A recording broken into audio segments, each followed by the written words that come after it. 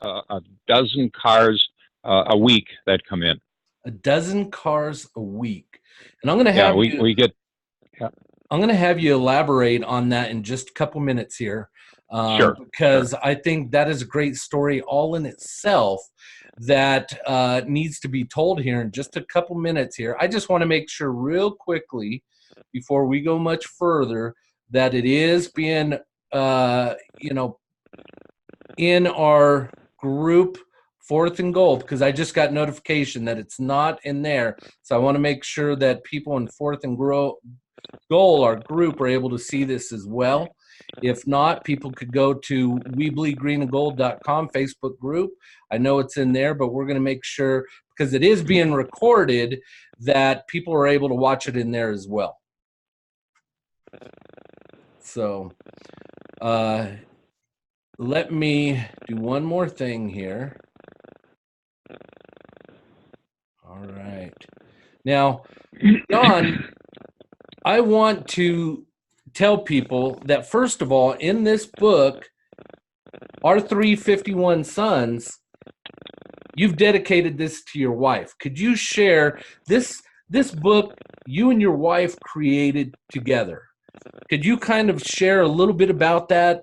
First of all, you guys in building this book, what's kind of happened with your wife? I know she's no longer with us, but could you share just a little bit about that? Are you okay with doing that at this time? Oh, oh yeah, absolutely. I met her in second grade. I liked her right off the bat. She was a third grader, very strong-willed, and I just thought she was the neatest thing. And we ended up being married for 60 years. We took a young man into our home for the day, a 13-year-old from a terrible home situation, had a mean stepfather, and he came to spend the day, and he ended up spending 2 years with us.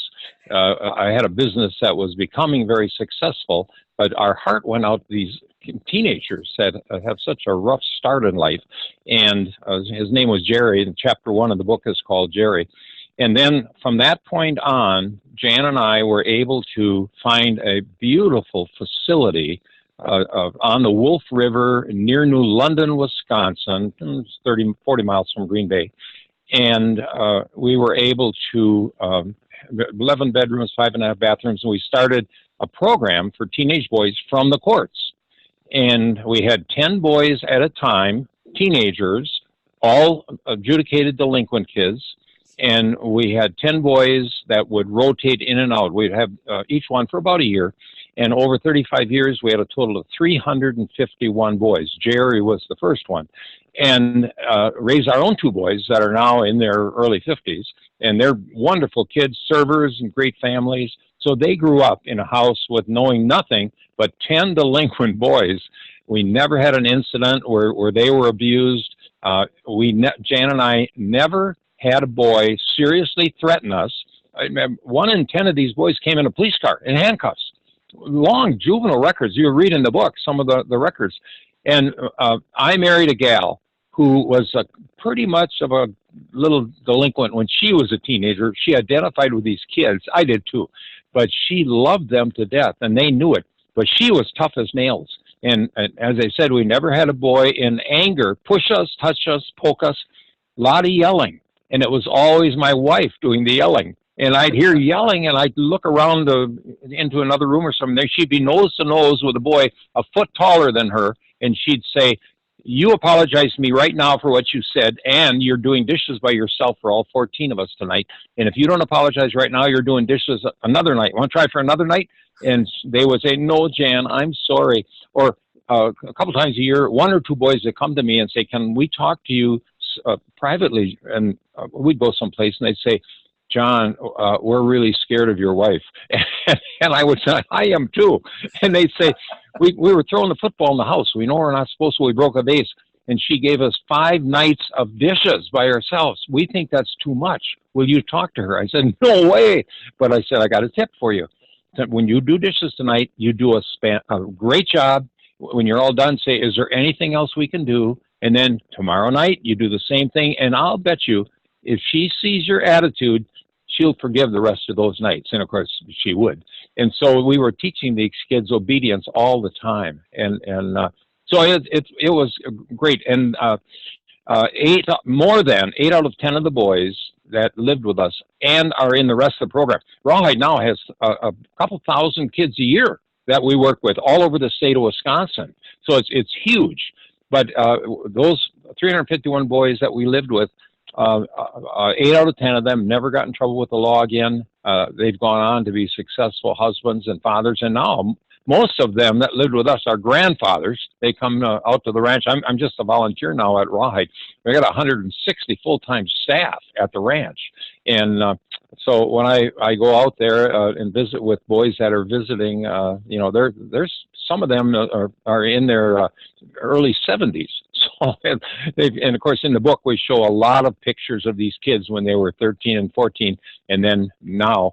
So it's been quite a journey. Jan had multiple myeloma bone cancer for 10 years, passed away 2 years ago. But right up until literally a couple of days before she passed away, we were just finishing up on the book, and her short-term memory had gotten real bad.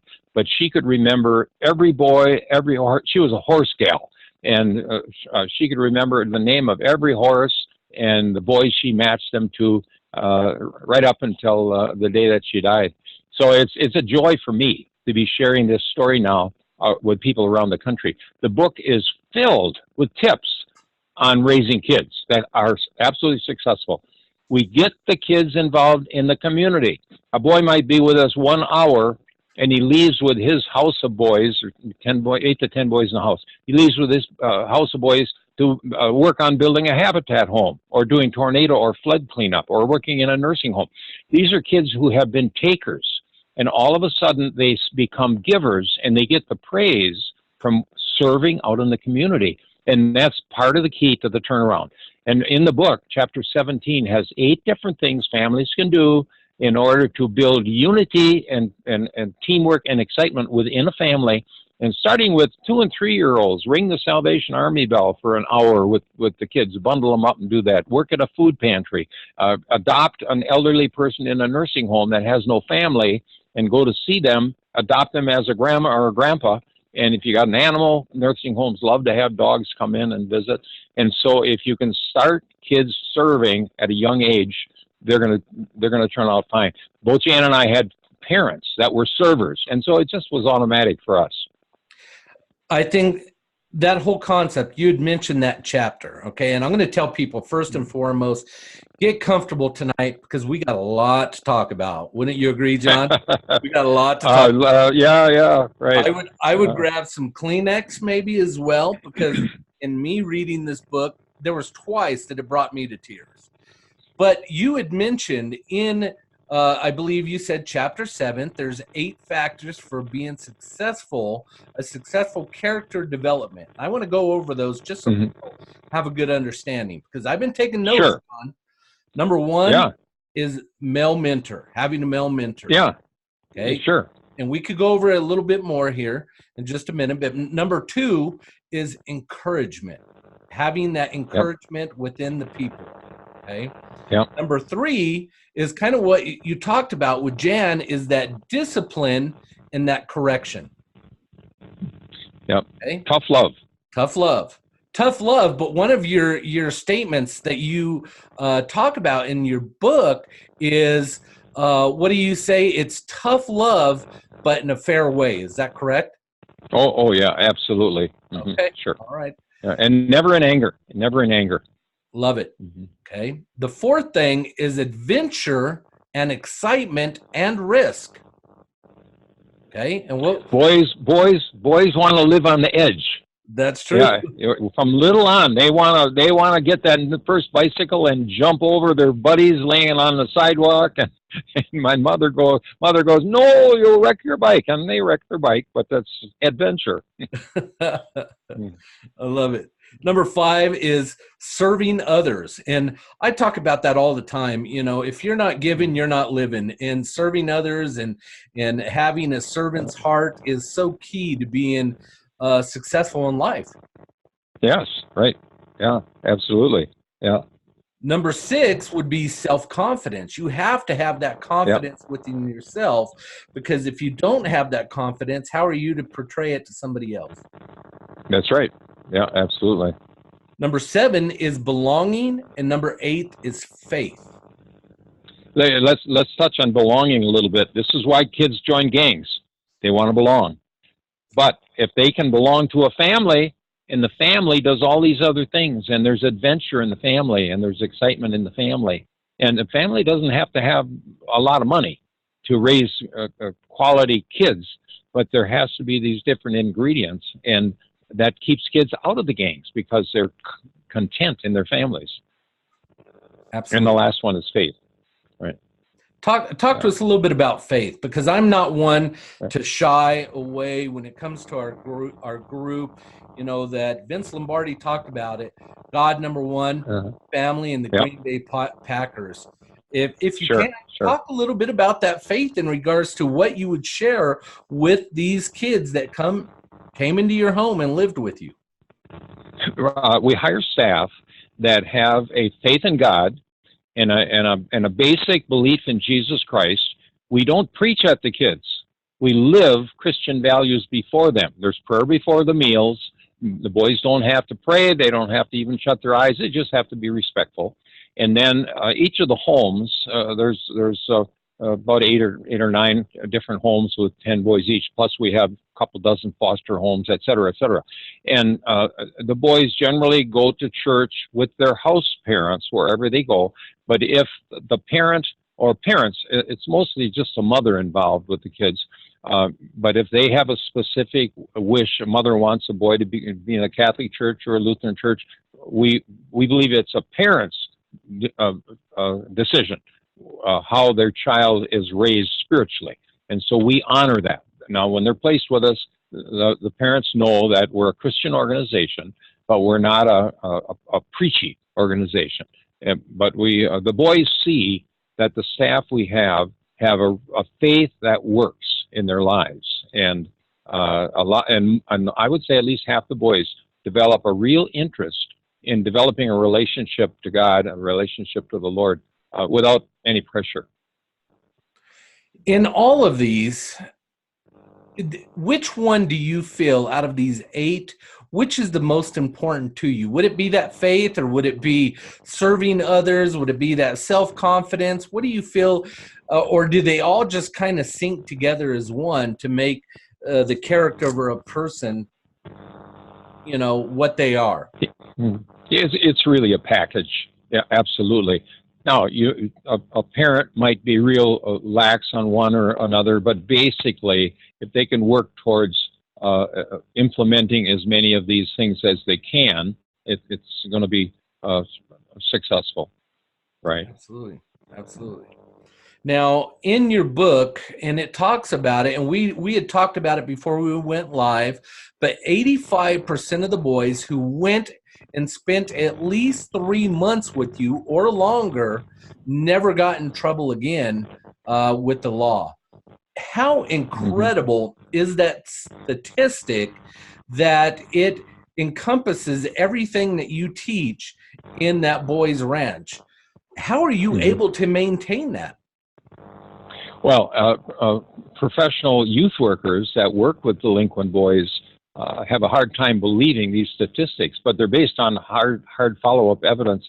When a boy leaves Rawhide, we follow up pretty much monthly, calling the parents or parent wherever he's living. They don't all go back to their homes, but most do, to find out how they're doing. So on a monthly call, if they're starting to drift back into some of their old habits, we will provide voluntary support to go out and meet with the family, meet with the boy. And so that helps to get things back on track. Then after the first year, we check annually to see how they're doing. So based on those follow-ups, we know that after 5 years, boys that have been with us 3 months or longer, more than 8 out of 10 are doing well, about 85%. And again, it's just because of the nature of Rawhide, and very quickly the boys experience serving. During the early years of Rawhide, I have a firefighting background. During the early years of Rawhide, I developed a fire department at the boys' ranch because the township where Rawhide is located has no fire department. They're served by 2 different townships that are about 10 or 15 miles away. So for a fire department to reach a facility in our township is anywhere from 20 to 30 minutes by the time they get there. Mm. So I was able to, and again, this in the book in detail, but I was able to get some very high-end firefighting equipment donated. We had a 2.5-ton Army truck that the Pierce Fire Department, a division of Oshkosh Truck, one of the largest manufacturers of fire trucks in the nation. I was a good friend with the CEO. And they took this Army truck in, and they did about a $200,000 retro job on that thing. And it was an all-terrain brush fire unit, carried 500 gallons of water and had turret guns on the top.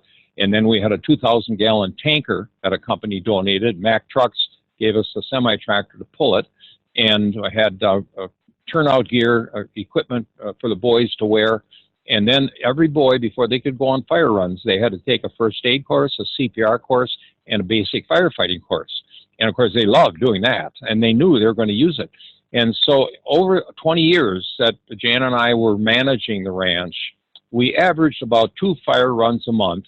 And so over 20 years, it was a lot of fire runs, all the way from houses to barns to cars to brush fires.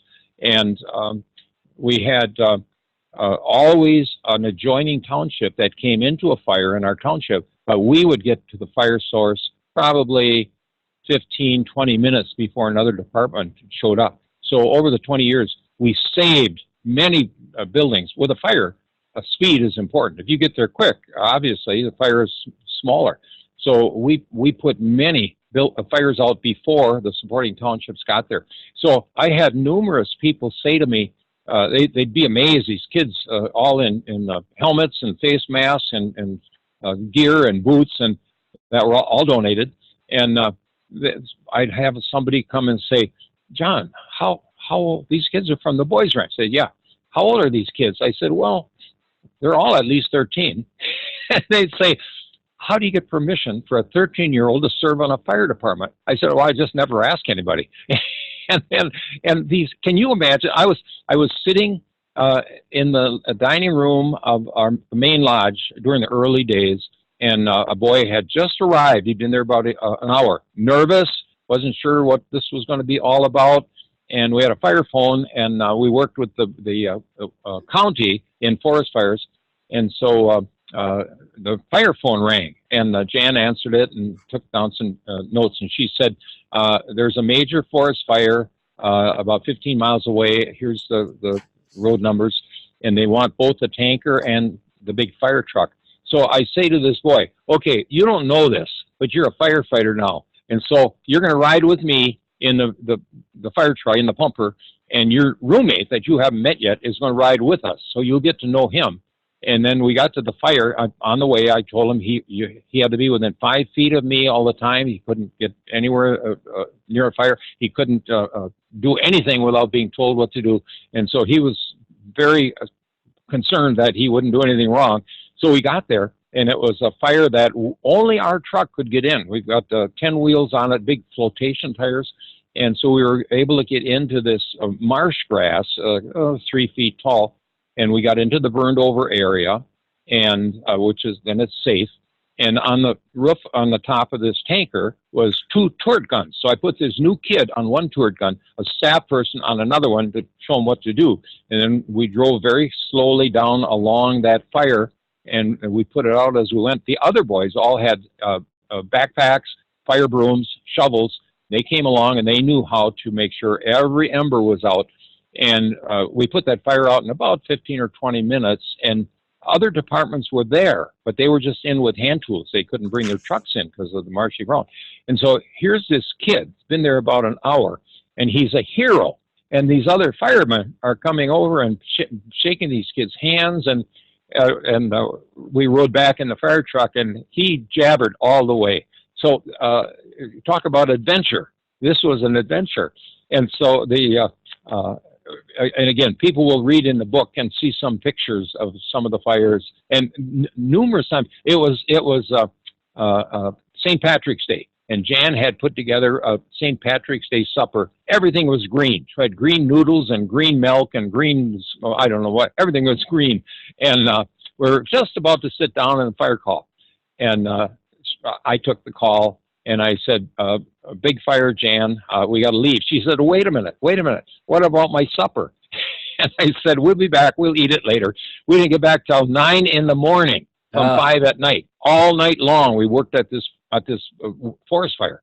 And these kids come home, they're tired and they're dirty, and they get showers and then sit and brag about how they were heroes. So Rawhide's a very exciting place, and that's how we turn these kids around so fast. I love it. Now, we got to bring into the picture a gentleman and his wife that was major contributors to the Rawhide Boys Ranch, and that would be Mr. Bart Starr, that passed away May 26th of this past year. I love the story that you and your wife kind of heard that Bart and Cherry Starr kind of had the same kind of vision as you did to help the youth, boys in particular, help understand. And I love how you explained in the book that your wife, Jan, basically said, hey, Bart wants to do the same thing. Just pick up the phone and call him. Pick up the phone and call Bart Starr. Can I pick up on the rest of this? Absolutely. I love it. Yeah. Oh, this is one of the great stories. In fact, the Green Bay Packers and Cherry Starr and Bart Jr. Have asked our permission, and we gladly gave it. The Wisconsin tribute for Bart is going to be at the Boys Ranch on the 14th of September, the Saturday before the league opener with the Vikings. And the Packers are going to put on the program, and with a lot of our alumni boys will be a part of it. But we had seen the Rawhide facility because of my business, which was designing subdivisions. And the gentleman wanted to hire me to do a subdivision plan. He wanted to sell this home, this huge lodge, and on the river, a beautiful 500-acre site. So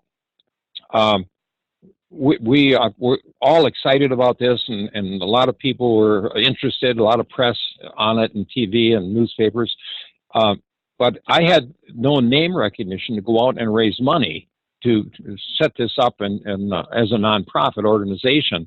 And a couple of people said to me, boy, John, if you could get Bart Starr involved. I was at a meeting, and he said after football, he and Cherry want to do a youth program. And he said, one of them said he mentioned something like a youth ranch.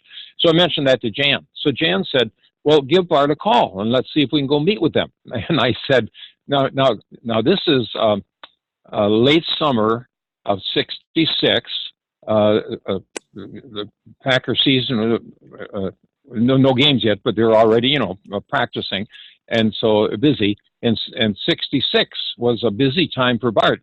'67 was Ice Bowl and Super Bowl I. And so I said, I'm trying to find somebody that knows us, that knows the Stars, that can vouch for us and get me their number. This was before cell phones. And so, or at least before I had a cell phone. So Jan said, well, give Bart a call and let's go see him. And I said, I don't have his number. I said, John, call information. And I said, I don't know how to do that. I'm not going to get his number from information. She said, no, John. Now, remember I mentioned strong-willed lady. So she said, here, you go over to the phone, rotary dial. She said, you put your finger in the hole that says 0. Then you bring this reel all the way around. You take your finger out, and a lady will say, number, please. You say you want Bart Starr's number in Green Bay, and she will give you the number. And I was a little peeved that she would be so naive to think I could just call Bart Starr. So I called, the operator got the number, dialed the number, and a man answered and said, hello. And I said, is this the Starr residence? And the man said, yes. I said, is Mr. Starr there? And he said, no, there's no Mr. Starr here. Bart's here. I said, well, that's who I want to talk to. He said, well, you're talking to him. So I was 27, Bart was 28. I'm nervous as can be. And I explained what we're doing and had some pictures of this facility in the lodge. And I said, would it ever be possible that Jan and I could come and meet with you and your wife and share what we're doing? We need help. And Bart said, oh, yeah, we'd love to meet with you. And I said, well, how would we make an appointment? He said, well, want to come to Green Bay right now? And I said, sure. So he said, here's where we live. So I hang the phone up and I say to Jan, yeah, we can go over right now. And she said, oh, great. Not like I told you so. It just figured, well, why not? So Bart meets us at the door, takes us into the kitchen, and Cherry's making supper. And I said, we'll make our presentation quick so we don't mess up your supper plans. And Cherry said in her southern drawl, if you all make it quick, you're going to mess up our supper plans because you're having supper with us. Now, can you imagine? I've thought many times, I'm going to try that with Aaron Rodgers, but I'll have to go through Dana Kirkpatrick, of course. But anyway, so Bart says, let's sit down on the couch first. Tell us what you're doing, and then we'll go have supper. So I'm Bart's sitting to my right, Cherry's to his right, Jan's to my left. I've got a 3-ring binder with 3 points in it. One of them was that we want a program where Jan and I would live full-time with these boys. We wouldn't have shift workers. As we were able to get backup staff, we'd have days off. But we would be the only parents that these boys would know for the year or however long they were with us. And Cherry said, Bart, you and I talked about that. We don't think there should be shift workers with these kids. So then my next point was we want to build a frontier village. We want to teach good job skills and hard work. We want to build a frontier village over years. And we want to have the boys do a lot of the work under professional supervision. And when they're 40 and 50 years old and 60 years old, they can come back with their kids or grandkids and point to buildings and say, I worked on that building. Cherry again said, Bart, you and I talked about that. So then I said, we want this to be faith-based. We want to be Christian-oriented, but we don't want to be preaching at the kids. They need to be free to observe and whatever. Third time, Cherry said, Bart, that's what you and I believe. Bart puts his hand in the middle of my 3-ring binder, turns to Cherry, and he said, Cherry, don't tip our hand until we see the bottom line. So I was basically done at that point. So then Bart said, well, John, what do you want from us? I said, Bart, everything. I don't know how to set up a good quality board of directors, to set up a 501c3 charity. I don't know how to raise money. I don't have the name recognition. We got to raise a lot of money.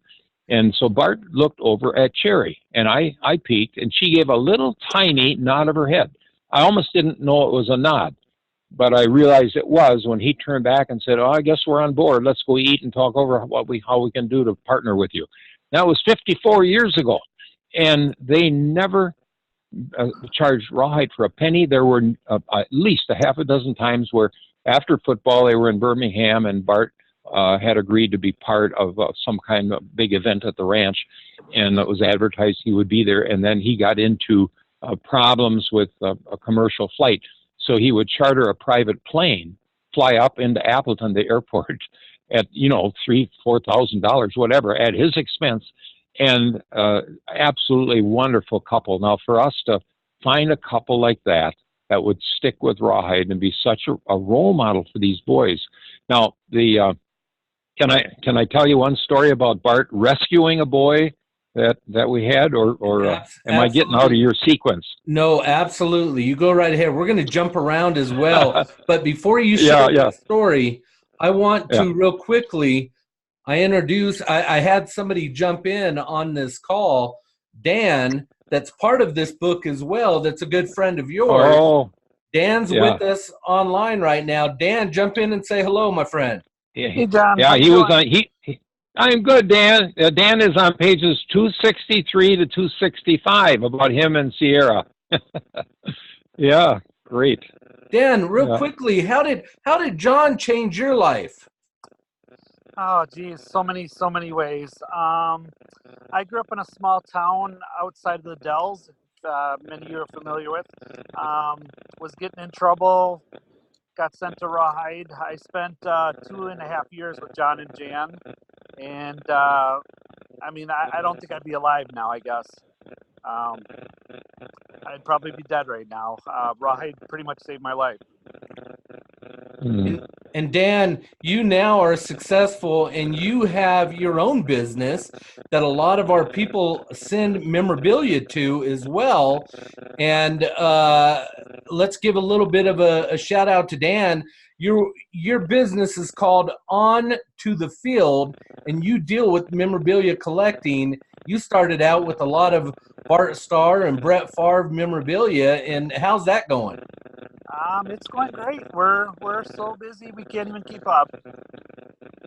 I love it. I love it. So guys, make sure They're at Madison Easttown Mall and onto the field. It's a wonderful, huge store. So he and Sierra, his lovely wife, are doing just great. and if it wasn't for Dan, guys, I have to say this. Dan reached out to me and he said, John has a great story to share. You need to get him on live here. So Dan, I thank you personally, man, for making this happen. Awesome. I'm glad it happened. Thanks, Dan. You're welcome, John. Anytime.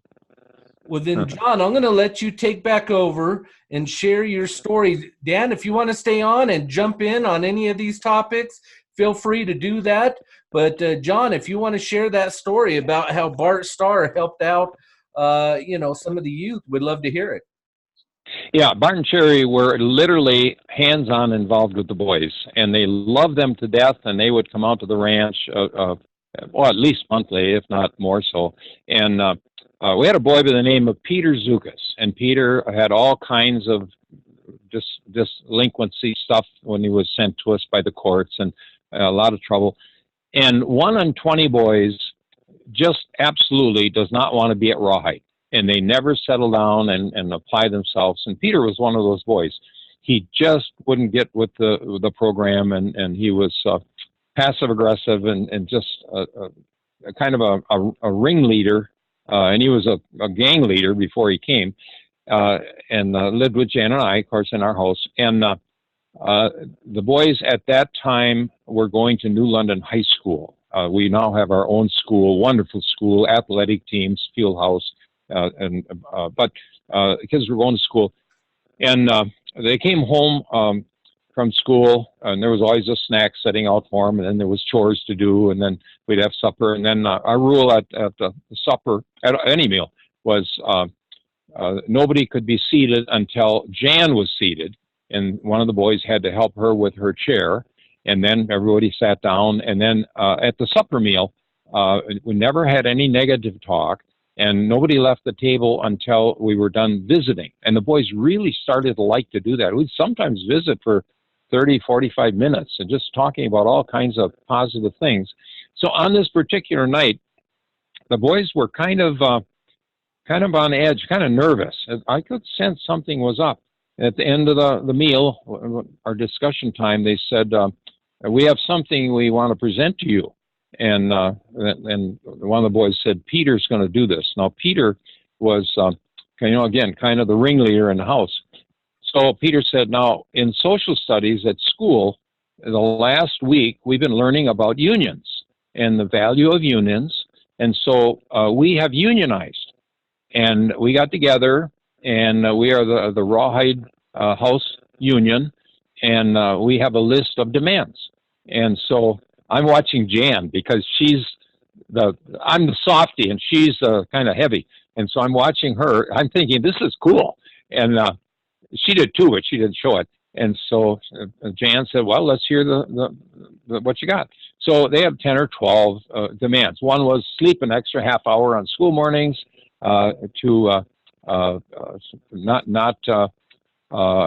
have to make their beds, things that were kind of picky. But the one that was really funny, Jan required that the boys had 7 pair of underwear in the wash every week, change their underwear every day. And so the last one was, we refuse to change our underwear every day. We will decide when they're dirty and put them in the wash.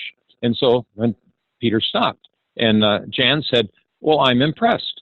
And then let John and I kind of go over this a little bit, and then maybe tomorrow night at supper, we can discuss this, and we'll see. We can probably give on some of these things, but there may be some things we can't give on. So then Peter said, no, we've already decided this is an ultimatum. You have to accept all of these things or we're going on strike. And so Jan said, as she stood up, she said, oh, well, then I'm going on strike too. And so you guys can take care of the house, and I'm going upstairs with our 2 little boys. And so then in the morning you come down and make your own breakfast, and we always had a nice breakfast. And so we just left. Nobody did dishes. no, and next morning, the kids got up. They all made it on the bus. They didn't dress real good. But then he came home. There was no snack, and then there was no supper meal. This went on for 3 days. And the kitchen was an absolute mess. And the kids were frying eggs and stuff, and then the eggshells were on the floor. And if the building inspector had come in, or the health inspector, he would have been shut down. But I said to Jan, how long are we going to let this go on? And she said, as long as it takes to break the strike. And so after the third day, at midnight, we could hear our bedroom area for us and our boys was above the kitchen with a separate stairway. And so we heard noise in the kitchen at midnight. So we peeked through the railing. Here's all the boys, as quiet as they could be, doing dishes. They worked from midnight till 2:30 in the morning doing all the dishes. And so we got up in the morning. Jan had a nice meal set up, and everybody had breakfast. Nobody said a word. So then that evening, the snack when they came home, and then that evening after supper, then I said, now let's talk now about your union demands and see what we can agree on. And Peter said, we met and we've actually dissolved the union. So Jan broke the strike. But okay, so now about another month after that, we had to make the decision that Peter had to go back to Brown County, actually from the Green Bay area, because he just wasn't working out. And it hurts us to do that. So Bart and Sherry were out there, and just by coincidence, I mean, we didn't go to Bart and say, no, we're giving up on this kid and stuff. But Bart and Peter got to visiting. And Peter said to Bart that he had always wished he could play football, but never had the chance. So Bart came to me and said, John, had a visit with Peter. He said that he has to leave in a week to go back to the county, and he kind of would really like to stay here, but he doesn't know how to tell you that. And I asked if he had your permission, if he would like to go to my football camp. The very next week, Bart had a football camp at Stevens Point University for high school kids. And so I said, yeah, absolutely. So Bart would drive from Green Bay to Stevens Point, good hour. And he would go down, I think it was Highway 54, I'm not sure. But and then to get to Rawhide, you had to go 10 miles out of the way to get to the ranch, and then 10 miles back, so a 20-mile detour. So Bart said, I know you don't have extra staff. I'd be willing to pick Peter up every morning and bring him back every night. So Bart made a 40-mile extra trip, 20 in the morning, 20 at night, to pick Peter up, take him to his football camp. Now, all the kids at this camp thought Peter was one of Bart's sons, because Peter would never say his last name. And the kids would say, what's it like to live with a famous father? And Peter would say, oh, it's pretty nice, actually. And so they all treated him like a king. And he did really well in the football camp. And so he came back. He went out for football at New London a couple weeks later for early practice. He did excellent. As a senior, he made the starting team as a defensive safety. He played excellent. He'd come home from practice and he'd saying, this is the weirdest thing in my life. He said, all my life, I would get arrested when I'd knock somebody down. He said, now I knock somebody down. The coach pats me on the back and compliments me. I love this. And so he did great. He came home another night and he said, I tried to make a suggestion to a teacher that the school should do this or that. And she said, well, that's something you should take to the student council. And he said, what's the student council? She said, well, it's a group of students, a couple students from each grade that meet once a month, and then they have an advisor. And then if they have suggestions, the advisor decides if they should take that to the principal. So Peter said, I'm going to do that. And I said, well, why don't you run for student council and get on the student council? He said, oh, I'll check it out.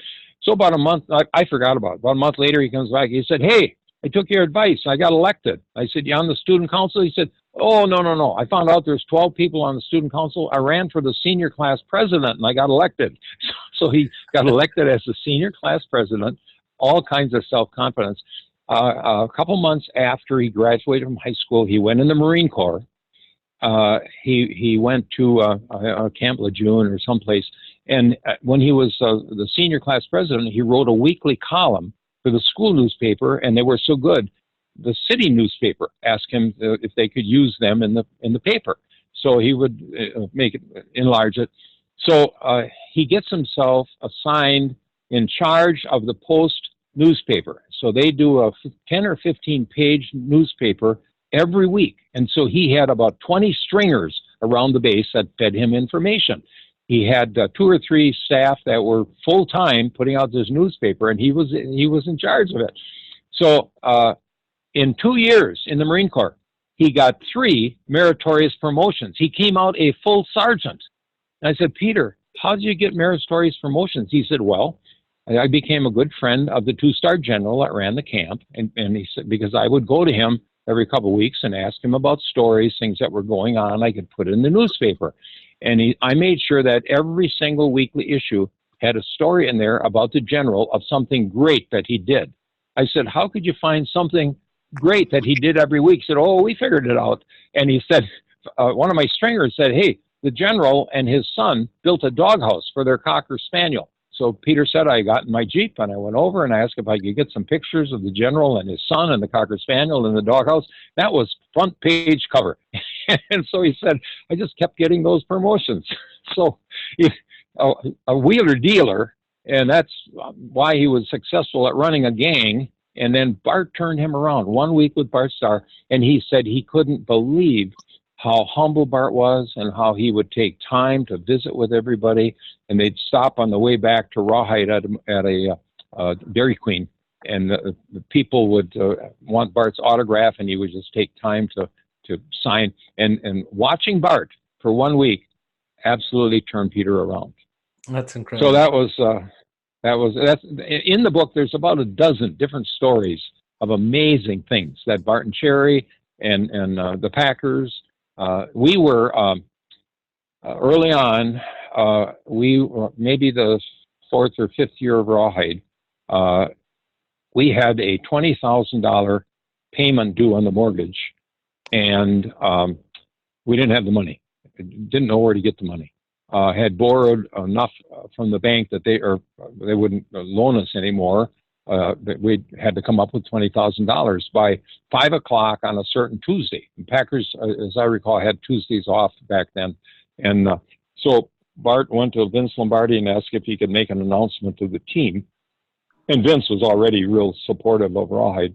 And so he announced to the team that Rawhide needed to raise some money, and that Fuzzy was going to host for a luncheon at the Left Guard in Appleton, and Fuzzy Thurston. And he said that he'd like to invite as many players as possible to come, and if they could bring somebody with them that had a good pocketbook.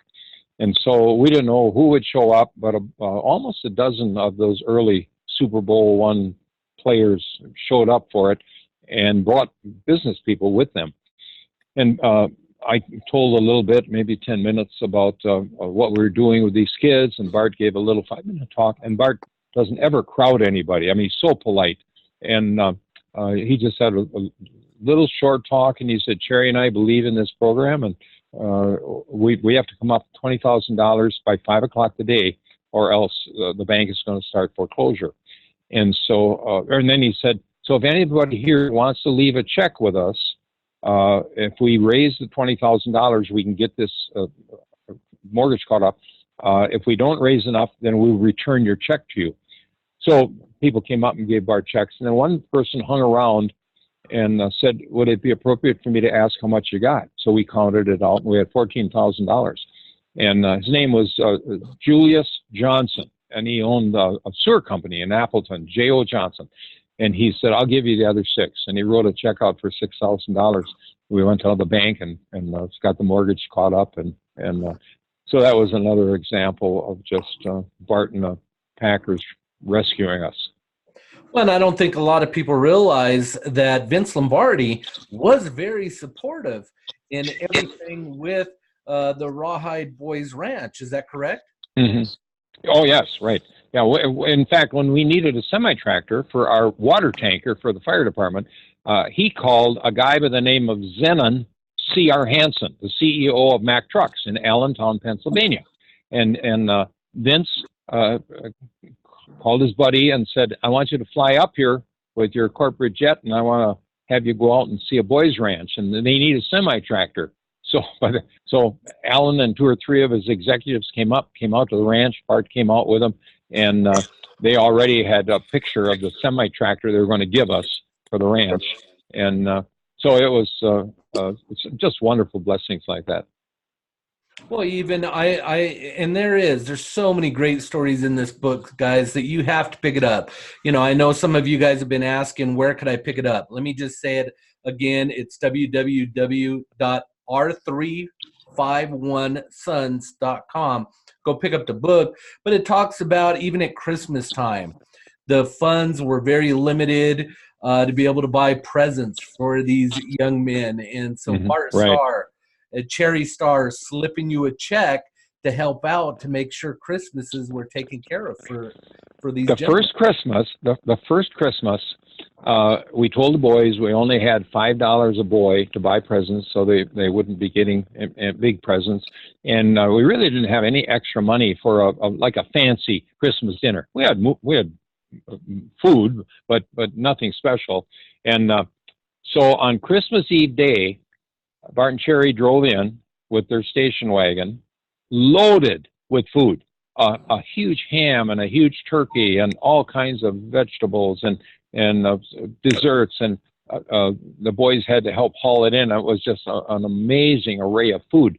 And then we visited, sat down, and the boys thanked them and talked. And then as they were leaving, Cherry took Jan's hand and put something in her hand, and it was a check for $400 written to Rawhide to go buy presents for the boys.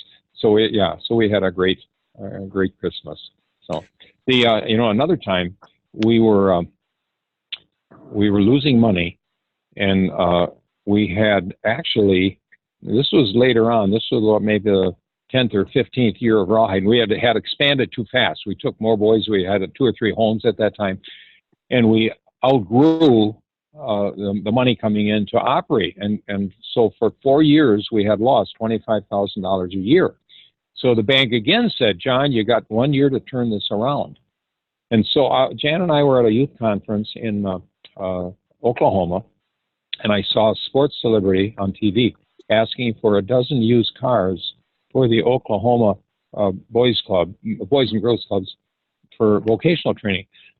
So I came back and talked to Bart, and I said, Bart, would you be willing to make a couple of 1-minute TV spots, public service spots, asking for cars for Rawhide? If we could get a car a week, because we always got 5 or 6 or 8 cars a year that people just gave us, that we didn't solicit them, but we would clean them up, fix them up. A couple of them we just use as ranch cars, but most of them we would sell them. We'd average about $500 a car. So I said, Bart, if we could get a car a week donated, we would be able to sell them for about $500. That would be our $25,000. So we had 50 cars. And Bart said, wow, you think we can get that many cars? I said, I don't know. So he said, well, let's make a TV spot. So we made a cute TV spot, and had one of our staff, a kind of a portly guy with a 4-day beard and a bathrobe and a toothbrush in his mouth, walks into what looks like a bathroom. We had built a wall with a medicine cabinet in it. And so he yelled off camera, hey, honey, now that we got our new car, what are we going to do with our old one?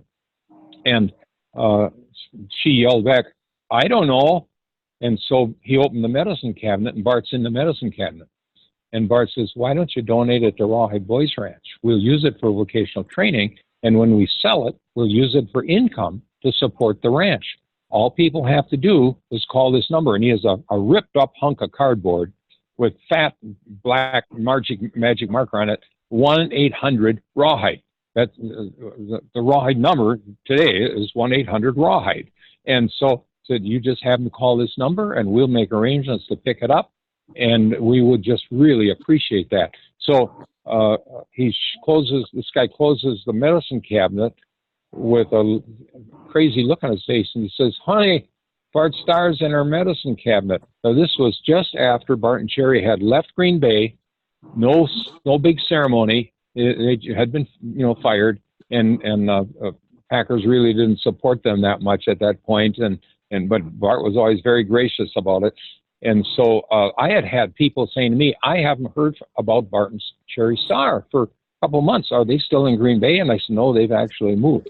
And so this supposedly the wife of this guy yells back, well, I heard he'd moved. And so that started to run on all 3 Green Bay TV stations. There were only 3 at the time, once a day. And within a week, we were getting a car a day. Within a month and a half or 2, we were getting 3 cars a day. And we ended up that first year with about 3,000 cars. And it's grown since then. We had boats and campers and motorhomes, and it's amazing, great source of income. Now every charity in the country does it because it's a good source of income. So, what about? Could you share a little story with us about his 1968 Corvette that he won for being MVP of the Super Bowl? Yeah, right. That was a Super Bowl II, and Super Bowl I was a green Corvette, and that one's in a museum in Green Bay. The red Corvette, they donated to Rawhide, and then we decided with the idea that we would sell it for income, and so we decided to do a raffle, and raffles weren't legal at the time.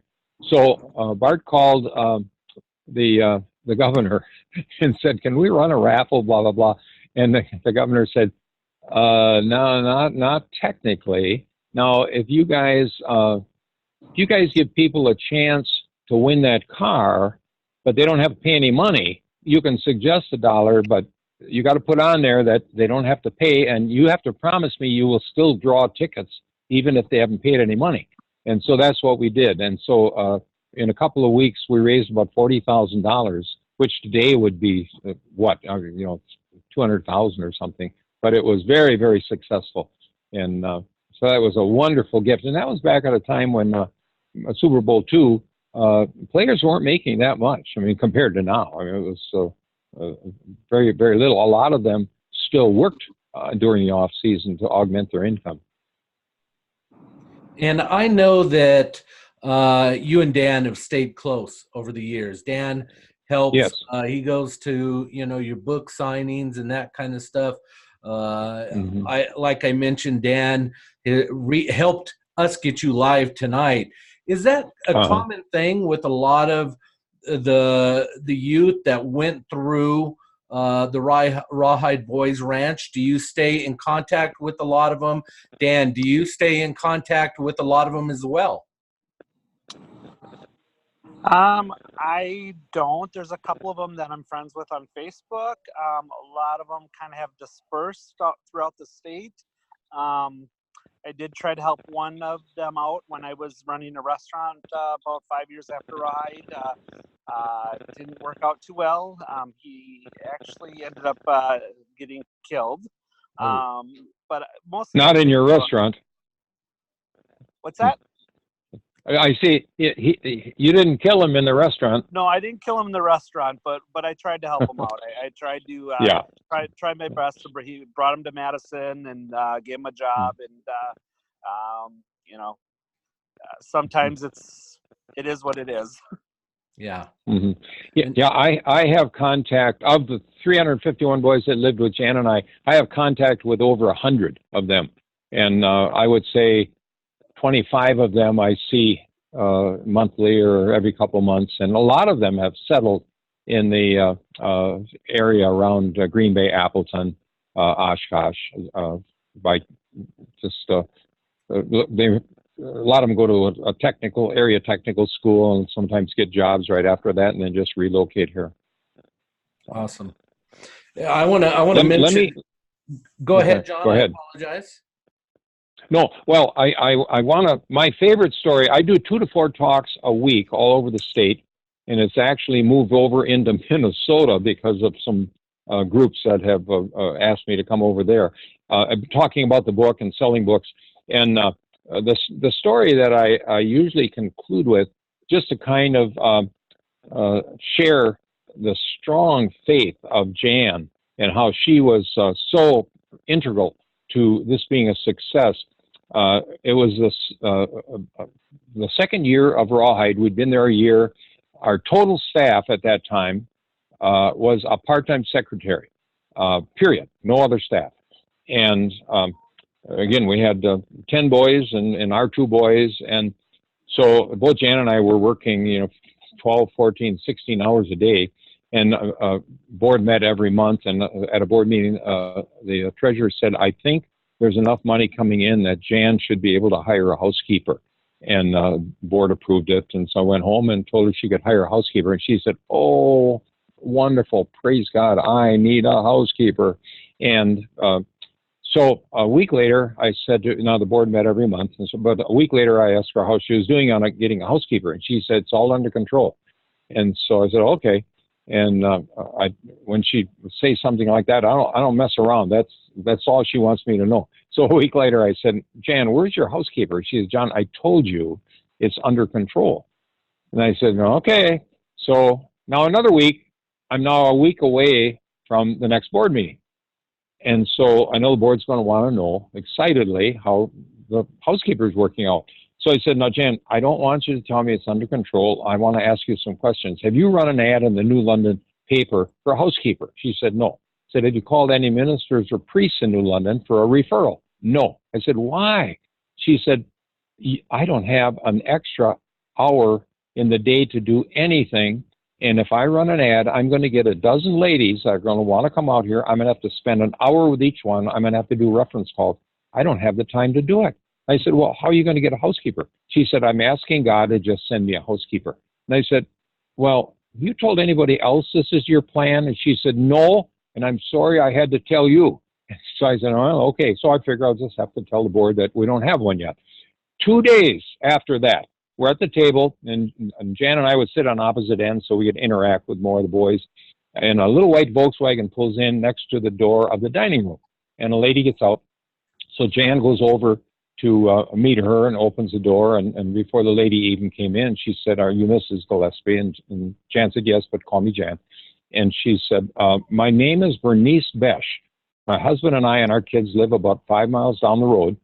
And this out in a rural area, I mean, there's like nothing 5 miles down the road. And she said, we drive 15 miles into Appleton to church. We're active in the First Assembly of God Church. And then she said, I've been reading in the Appleton paper about what you're doing here and that this is a faith-based program. And she said, for the last month, I just kind of had a tug at my heart to come and talk to you. I'm in charge of food service and housekeeping at the Embassy Motor Lodge. Could you use a housekeeper? And Jan said, oh, come in. I've been waiting for you. They go in the living room for about 15 minutes or so, and they come back and they hug each other, and Bernice leaves, and she said, okay, I'll see you in 2 weeks. And so Jan sits down, and I said, Jan, do you know what just happened? And she said, no, what? And she thought one of the boys did something, and so she was looking around the table. And I said, no, God just sent you a housekeeper. And she said, oh, yeah, I know. And so Bernice worked for us a year and a half. She was an absolutely wonderful gal. And we did not want this book to be a religious book, but we wanted to share stories, how things happened that just are almost impossible to explain the timing, all this, even back to our being able to call Bart Starr and meet with them that day, and they would just help us out. And so it's the book is just real encouraging for people to read. And a lot of our sales now are for parents that bought the book and then have gone back and bought more copies to give to their married kids, or sometimes even older people with married grandkids. That's awesome. I want to share real quickly, guys. In this year's yearbook with the Packers is a huge tribute in the middle to Bart Starr. Pick it up. Great information in there. There's 2 other things I want to talk about real quickly is before we let John and Dan go for the evening is one is please, if you get a chance, you got stuff that you want framed, you want some good memorabilia, you need to hit up Dan. You need to go and check out on the number 2, The Field, and go visit Dan in the mall. I know some of you guys have posted the address in there. I know you guys, a bunch of you already know Dan. Make sure you give him a shout out. Go see Dan for helping us get John in our live tonight. And last and by far least is the book. Okay, our 351 sons. You need to go to the website. You need to pick up the book. This book is so inspiring, so motivational, that it represents everything that the Green Bay Packers, Bart Starr, everybody, we believe in, is people in having faith and having the believings of that you could help other people and you could make that difference in life. And I want to end it on something, but Dan and John, before I do, I want to read something out of the book, but I want to give you, John and Dan, a couple minutes before I read something out of the book, if that's okay, a couple minutes time to say whatever you want. Dan, do you want to start for John? Go ahead, Dan. Dan, you want to start? I just want to say, buy the book. It's amazing. The stories are amazing. If you live in Wisconsin and you can take third Friday of every month in the summer, go check out the ranch, check out the fish fry. It's amazing. Take the tour. The stuff that's in the hotel there, the basically shrine to Bart. Please don't laugh at any of my pictures up there. But definitely take the tour. Take the tour. Yeah, there's a wonderful Bart and Cherry Star museum at Rawhide of items that are wonderful. Oh, but one last thing on the book. The book has 330 pages. It's a bright white paper. It's a very high-end hardcover book. I had them put an extra half spacing between all the lines, so it doesn't feel like you've got a page jammed with all kinds of print. And Jan writes about a third of the book. I do about 2/3. She was in charge of the horse program, all of the animals, the food service, the house parents.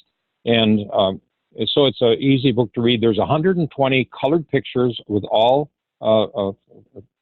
captions under them. Basically, a page of 6 to 8 pictures for every chapter. So you read a chapter, and then you can go to the page with the pictures about the people and the boys in that chapter. So it's a real easy book to read.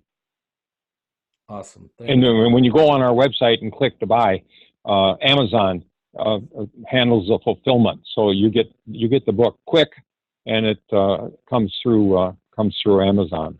So they add a $4.95 charge. We sell the books for $30 through our website and through Amazon. It's an extra $4.95 that goes on there. But it just handled. We don't have to do any shipping, and it works out great. It's well worth it, guys. You need to pick it up. Okay. Now I want to finish reading one thing.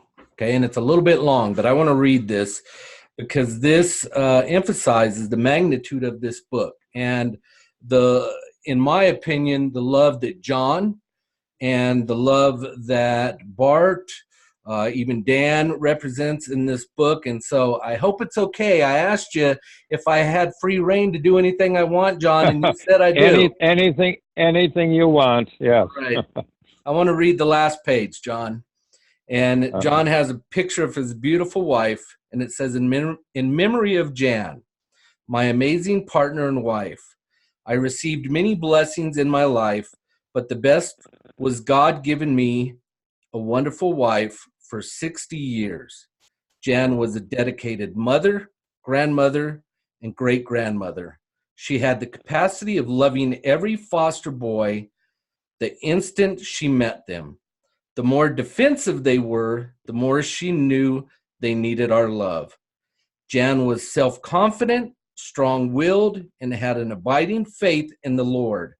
She always had a positive attitude, even during the 10 years she struggled with the bone cancer that she dealt with. She woke up on January 25th, 2017, with what seemed like the start of a cold, but as the day went on, it got worse. I said, "We need to get you to the emergency room." Jan said, "I'm so tired. I'll lay down for a few minutes first." As her head touched the pillow, her heart gave out and she passed away. I had a minute of disbelief, but then realizing she was with our Lord. God's peace flooded over me. We had selected as our life verse Proverbs 3:5-6. Trust in the Lord with all your heart. Lean not unto your own understanding. In all your ways acknowledge him, and he shall direct your path. God has directed our paths and provided bountiful blessings.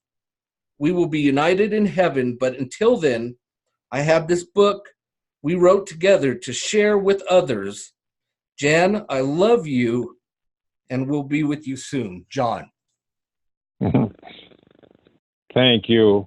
It's an incredible, incredible book, John, and it's by far been my honor and privilege to be able to say, hey, people, if you don't have this book, you're missing out. You're missing out. I thank you. I thank you, John. Thank you. Anything else you would like to say, my friend? No, this was wonderful. I just enjoyed sharing, and thank you, Dan, for being on. Anytime. Well, then, guys, we're going to end it here.